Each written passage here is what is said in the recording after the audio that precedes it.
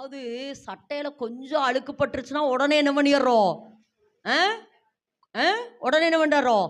அப்படியே உங்க ஓப்பன் பண்ணி உங்க இருதயத்தை கொஞ்சம் பாருங்களேன். இருதயத்தை கொஞ்சம் பாருங்க, எவ்வளவு மோசம், விபச்சாரம். ஆனா இந்த இருதயத்தையும் கர்த்தர் இருக்க விரும்புறாரு பாருங்க. அதுதானே கிருபை.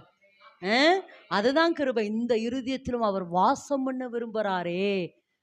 இந்த இருதயத்துல வாசம் பண்ண. ஏன்னா இந்த இருதயத்துக்குள்ள இவ்வளோ எத்தனை இருக்கலாம். அதாவது இதுலயாவது 4-5 தான் இருக்குது. இதுல கலாத்தியர் 6ஆம் அதிகாரத்தை வாசிக்கிற பொழுது விபச்சாரம், வேசித்தனம், அசுத்தம், காம விகாரம், விக்கிரக ஆராதனை, பில்லி சூனியம், பகை, விரோதம், வைராக்கியம், கோபம், சண்டை, பிரிவினை, மார்க்கபேத, பொறாமைகள், கொலைகள், வெறிகள், களியாட்டுகள் 17 இருக்குது. இத்தனை கிடக்குதாம், இத்தனை குப்பை கிடக்குது. மேல மட்டும் மேக்கப் போட்டுக்கிறோம். உள்ள உள்ள பார்த்தாதான் தெரியும் எவ்வளோ இருக்குன்னு. எப்படி இருக்குதாமா? இதெல்லாம் என்னது? பொல்லாங்கு.